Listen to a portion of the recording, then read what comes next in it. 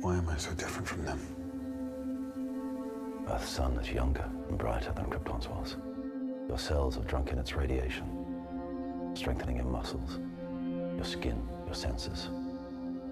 Earth's gravity is weaker, yet its atmosphere is more nourishing. You've grown stronger here than I ever could have imagined.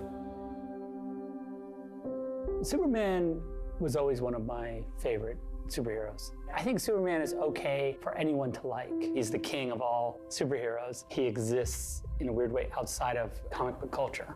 The superhero mythology gives us a way of expressing that need to be able to protect, to excel, to inspire.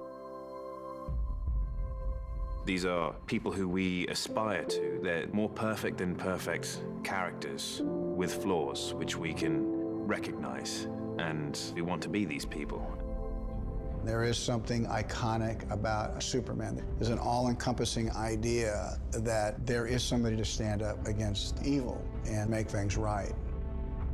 If you're going to tell a Superman story in a more approachable or relatable way, you have to treat it as a first context story. Who doesn't want to believe that there's one person who could come and save us from ourselves?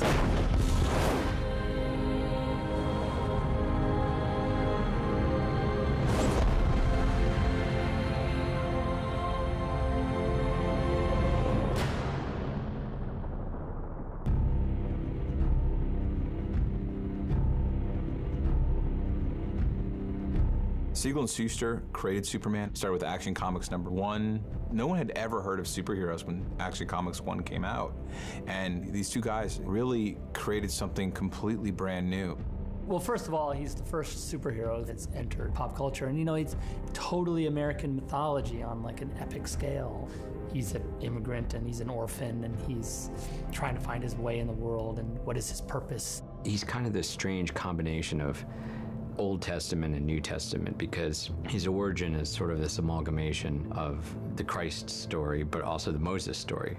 He's Moses-like in that he's literally kind of the last of his people who's put in this little pod, just like, you know, Moses was put in, you know, the basket of reeds and put down the river.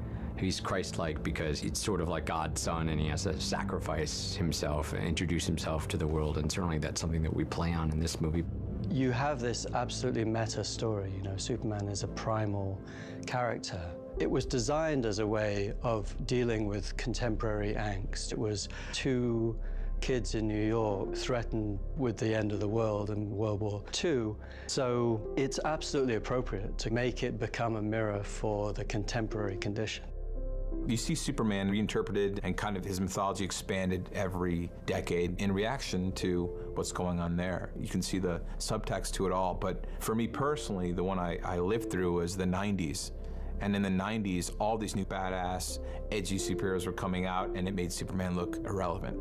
Like Superman was the Boy Scout, he was the do-gooder, he wasn't that tough, and so they killed him.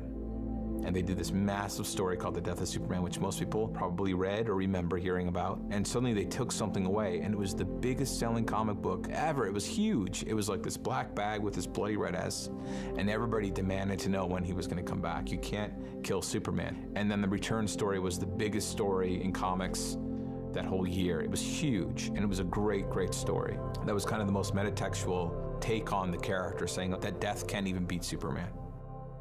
Comic book mythologies are being overwritten and the universes are being rebooted. I mean, DC Comics did it with Crisis on Infinite Earths, which took place in the 80s, in which they literally said, okay, everything that happened before didn't exist. We're starting fresh. And they just did it again last year with something they called the New 52, in which they sort of rebooted the universe, because what happens after 20 or 30 years is you get these incredibly complicated stories. They sort of fall apart.